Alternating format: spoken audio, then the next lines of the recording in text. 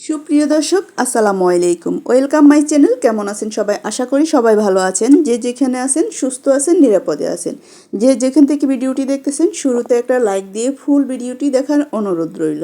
আজকে আপনাদের সাথে শেয়ার করব রুই মাছ আর নতুন আলু আর নতুন টমেটো দিয়ে রান্নার রেসিপি।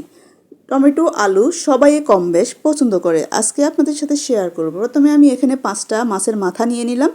যে কোনো মাছের মাথাও তো মাছ দিয়ে রান্না করলে অনেক ভালো লাগে। তো এখানে আমি হলুদ আর লবণ দিয়ে মেখে নিয়েছি।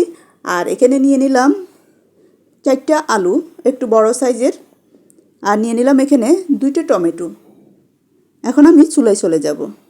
চুলায় আমি এখন একটা প্যান বসিয়ে দিলাম। এখন দিয়ে দিব রান্না করার রেগুলার তেল। আমি এখানে 3 টেবিল চামচের মতো তেল দিয়ে দিব। তেলের মধ্যে এখন এক এক করে তেলটা গরম হয়ে আসলে আমি মাছের মাথাগুলো এক এক করে দিয়ে দিব। মাছের মাথাগুলো দিয়ে আমি মাছের মাথাগুলো আমি ভেজে নিব। কিছুক্ষণ পর ফিরে এসে এখন উল্টিয়ে দিব। উল্টিয়ে পাল্টিয়ে আমি ভালোভাবে মাছের মাথাগুলো ভেজে নিব। মাছের মাথাগুলো একটু ভালোভাবে ভেজে নিলে খেতে কিন্তু অনেক ভালো লাগে। তো মাছের মাথাগুলো আমি একবারে কড়াও ভাজবো না, আবার একবারে কমও ভাজবো না, আমি মিডিয়াম ভেজে নিব। তো আমার মাছের মাথাগুলো ভাজা হয়ে গেল। আমি আবার একটু এই যে অন্য সাইডগুলো আছে মাছের মাথার নিচে, এগুলো ভালো করে একটু ভেজে নিব। আর এখানে অন্য চুলায় একটা কড়াই বসিয়ে দিয়েছি।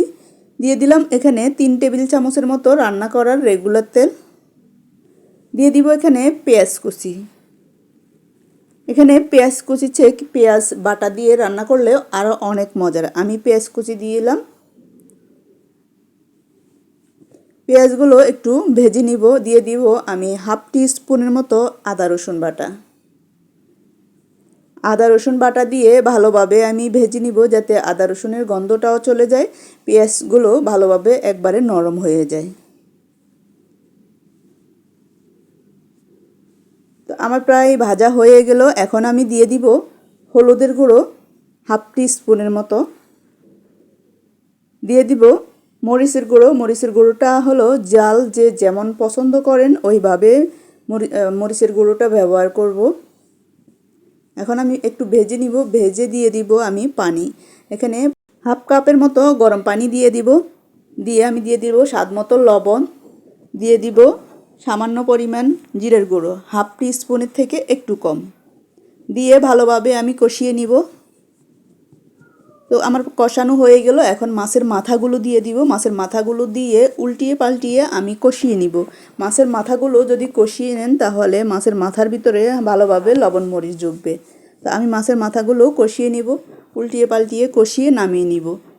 খেয়াল রাখতে হবে মাছের মাথা যাতে না ভেঙে যায়।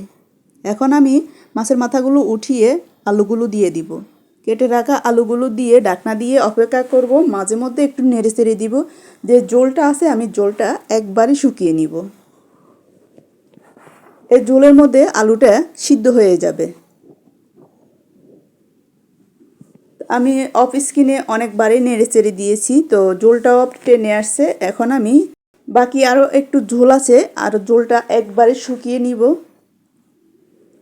তো দেখুন ঝোলটা অনেকটাই শুকিয়ে গেছে। এখন আমি নেড়ে চেড়ে দিয়ে দিব আমি গরম পানি। এখানে আমি যতটুকু ঝোল রাখবো, যেহেতু আলুটা প্রায় সিদ্ধ হয়ে আসছে, তো যতটুকু ঝোল রাখবো আমি ওই পরিমাণে আমি ঝোল ব্যবহার করব।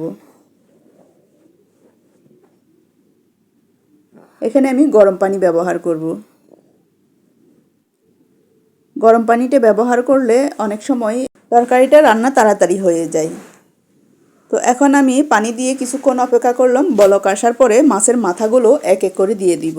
মাছের মাথাগুলো দিয়ে আমি সাথে দিয়ে দিব কেটে রাখা টমেটোগুলো। টমেটোগুলো দিয়ে আমি 5 থেকে 7 মিনিটের মতো অপেক্ষা করব, টমেটোগুলো সিদ্ধ হয়ে আসা পর্যন্ত। তো ঝোলটা আপনারা আপনাদের পছন্দ মতো ব্যবহার করবেন। আর আমি এখানে কয়েকটা কাঁচামরিচ দিয়ে দিব। জালটা আপনারা আপনাদের পছন্দ মতো ব্যবহার করবেন। অনেকে আবার ঝাল বেশি পছন্দ করেন, আবার অনেকেই ঝাল কম পছন্দ করেন। ঢাকনা দিয়ে আমি 5-7 মিনিট আবার রান্না করে এখন দিয়ে দিব কিছু ধনিয়া পাতা কুচি। আর নতুন আলু রান্না করলে ধনিয়া পাতা কুচি দিলে অন্যরকম একটা ফ্লেভার আসে, খেতে অনেক ভালো লাগে। বিশেষ করে এখন শীতকালে যে কোনো তরকারির মধ্যে ধনিয়া পাতা দিলে খাবারের টেস্টটাই বেড়ে যায়। এখন আবার 1 মিনিটের মতো আমি রান্না করব, ঢাকনা দিয়ে অপেক্ষা করব ধনিয়া পাতাটা যাতে তরকারির মধ্যে ভালোভাবে ফ্লেভারটা ঢুকে যায়। তো কিছুক্ষণ পর ফিরে আসলাম, দেখুন কালারটা কি সুন্দর হয়েছে। তো হয়ে গেল আমার মজাদার রেসিপি, আলু দিয়ে টমেটো দিয়ে মাছের মাথা দিয়ে রান্নার রেসিপি। আমার এই রেসিপিটি আপনাদের কেমন লাগলো? যদি ভালো লেগে থাকে লাইক কমেন্ট শেয়ার করে পাশে থাকবেন। আল্লাহ হাফেজ, আসসালামু আলাইকুম।